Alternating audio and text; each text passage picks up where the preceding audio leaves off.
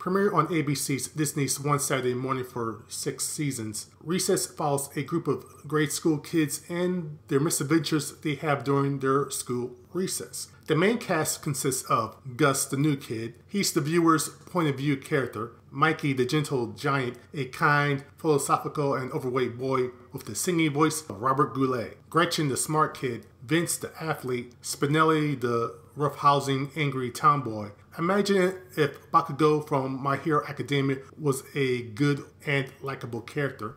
And finally, the leader of the group, TJ. He's the troublemaking, prank-planning mastermind. Think of him as a better version of Zach Morris.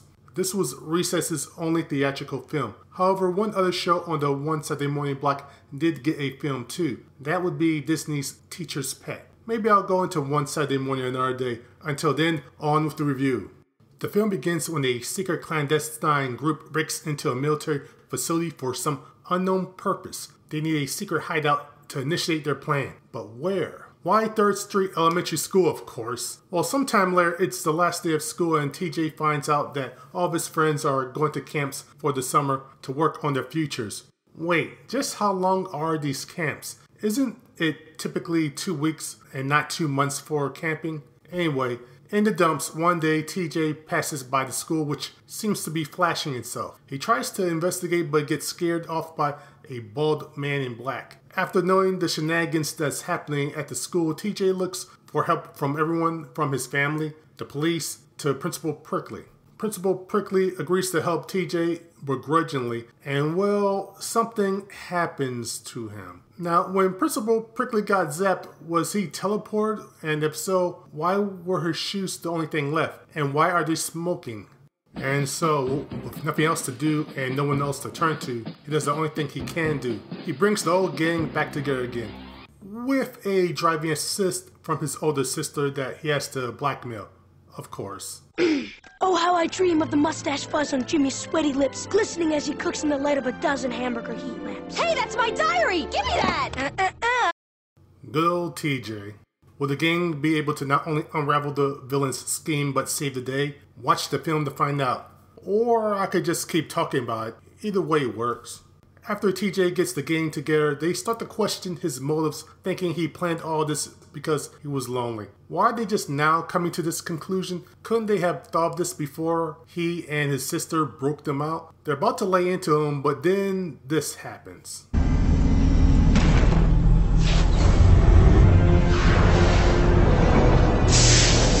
Whoa, what's happening?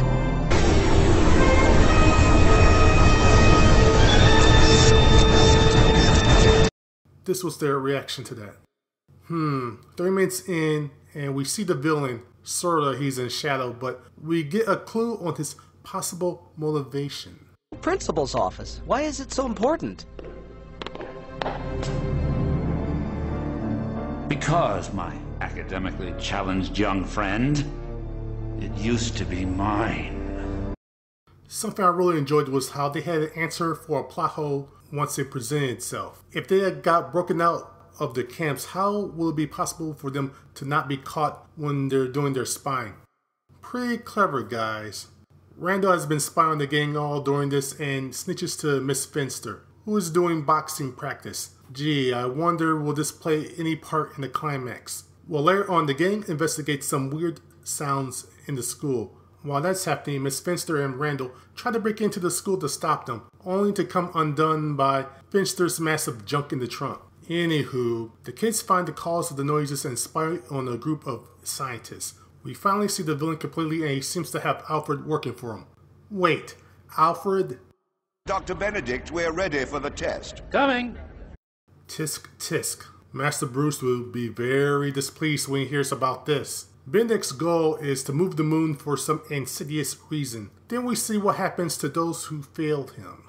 Oh no, not detention! Not detention! Take him away! No, please, I can fix it! Don't!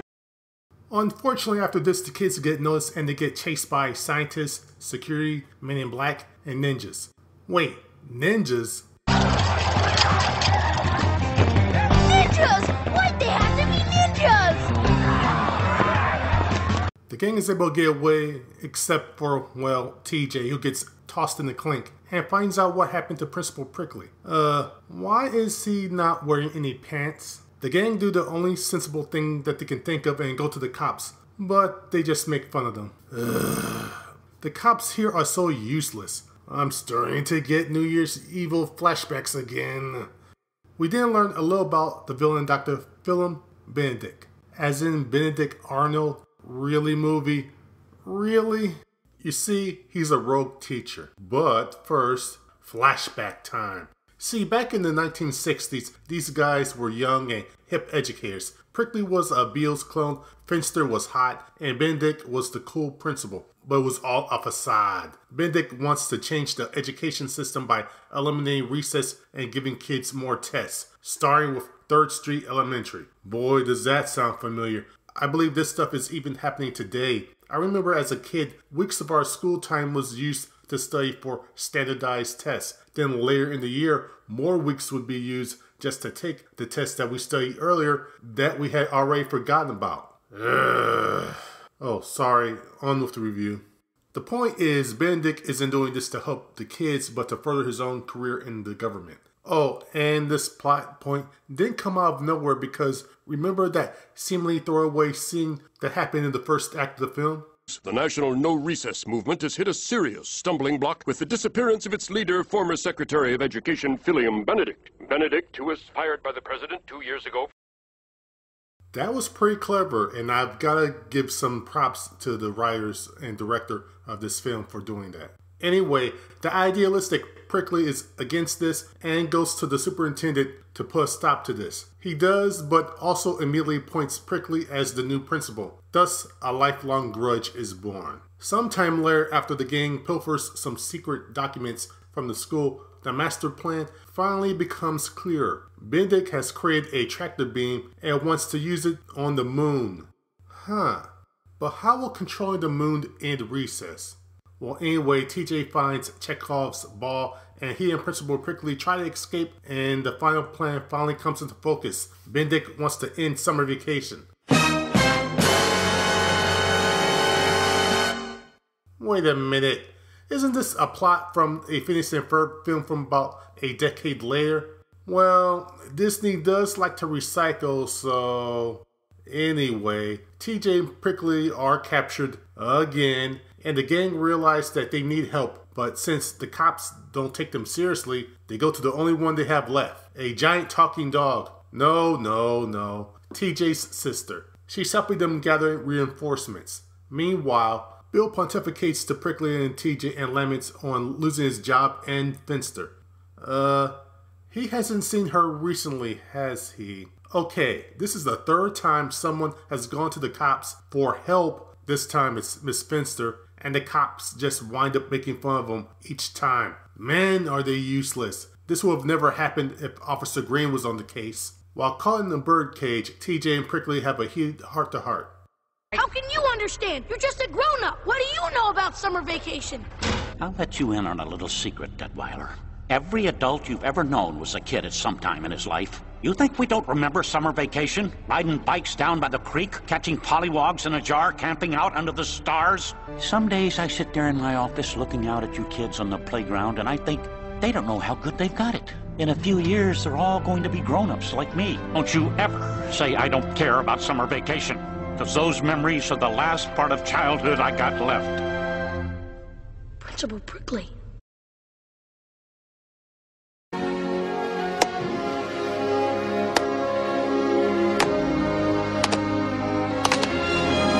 All kidding aside, that's actually some very good writing and acting right there.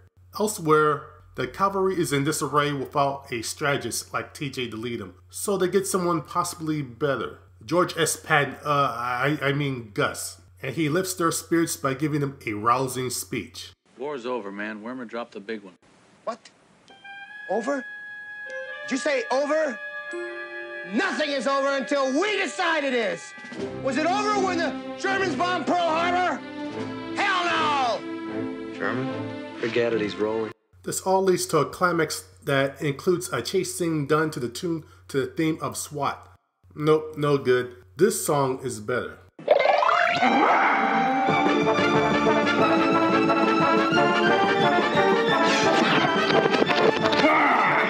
Well, after some shenanigans, the gang and Prickly try to stop Bill from pushing the button. But first, Bill has to monologue his master plan to them. They mean could make test scores go up.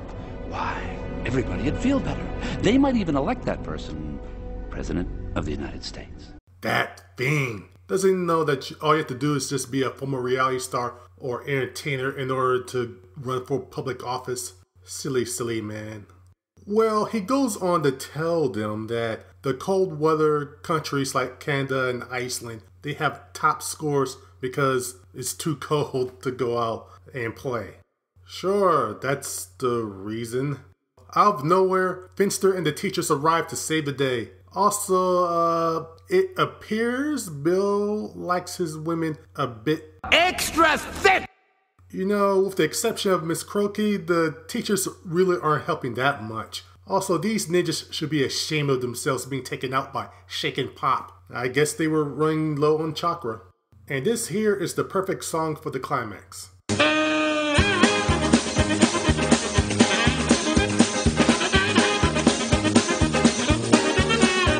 Well, the lever is pulled, but thanks to Chekhov's baseball, the day, or rather, summer vacation is saved.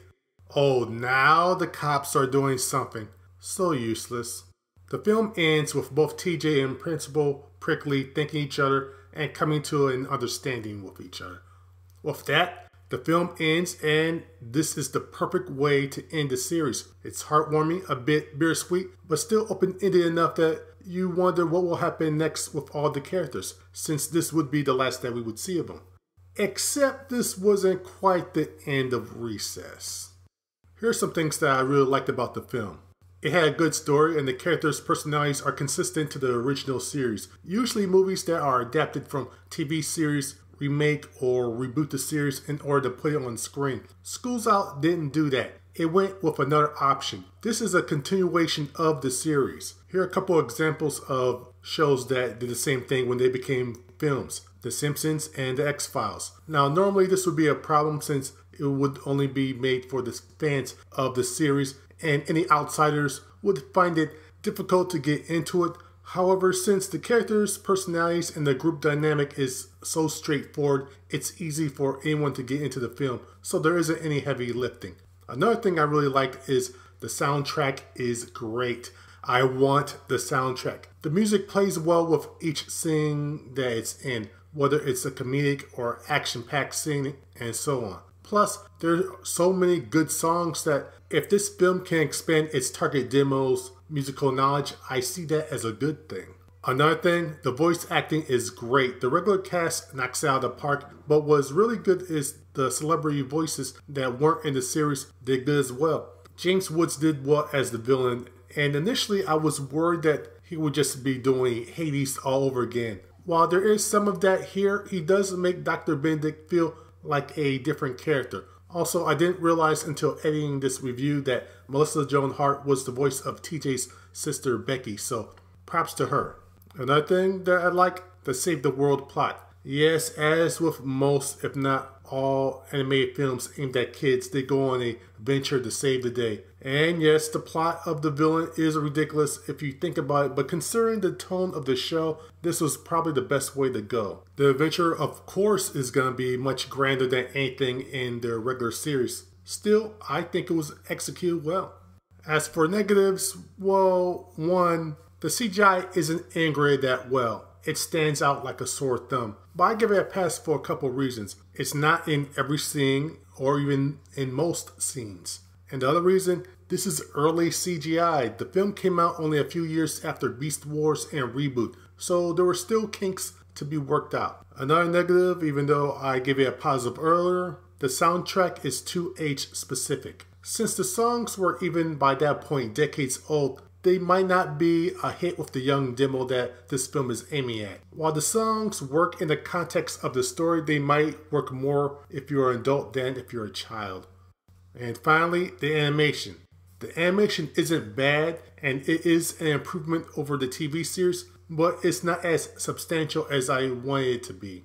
Still, that said, yes, I recommend this film. It's a perfect send-off to a great series. Or it would have been if the series ended there. See, the series didn't actually end until October of that year. Yet even then, that wasn't the end of Recess. Sorta. Earlier I said that this was the only theatrical film for the series, and it was. It's just that the other films were straight to video. The reason for this was simple. Recess School's Out bombed. On a $23 million budget, it made $44.5 million at the box office. And a film, in order to break even, usually has to make 2.5 times its production budget. And in order to make a profit and be considered a hit, it has to make 3 times. Now, the other films in the series are Recess Christmas, Miracle on 3rd Street, Recess All Grown Down, and ending with Recess Taking the 5th Grade. I've yet to see any of these films, but after reading about them, they weren't real films, and by that I mean that each film is really only 3 to 4 episodes of the show slapped together, just like Belle's Magical World and the Atlantis sequels. Okay, so this just seems to be like the typical Disney sequel straight-to-video thing, and was a cash grab, right? Well, maybe not. Reruns of the show kept running on ABC and UPN until September 2nd, 2003, and on Disney Channel until June 30th, 2010, and on Toon Disney until October 27th, 2011, right before Toon Disney became Disney XD. So it stayed in reruns for over a decade after its last new episode. Even today, the show is still remembered fondly for the few that remember it. The series currently isn't available on DVD. Well, sorta. You can find DVD copies of it, however, it seems those were maybe someone recording off of their own VHS copies. School's Out did have a DVD release in 2001, but it's out of print, as are the other films. You can, however, rent and buy the films on Amazon Prime Video. Let me end on this. My goal for this review was to give attention to a great series that I feel has started to be forgotten. I want to bring up some happy memories for fans of the series and give a recommendation to any potential new fans. Recess was a series that was fun for all ages. It didn't insult the intelligence of the viewer whether they were 5 years old or 50. I'll end on this quote from writers Matt Zoller-Seitz and Alan Zoller-Sepinwall from their book TV the Book on their feelings about Recess. Easily one of the greatest, most prankishly playful adult cartoons ever passed off as children's entertainment. Recess is a highly ritualized bit of entertainment that strikes the same notes over and over again, but always in infinite variation and with a surprising eye for psychological grace notes, especially when characters you thought of as burlesque and one-dimensional reveal their fears and dreams to one another.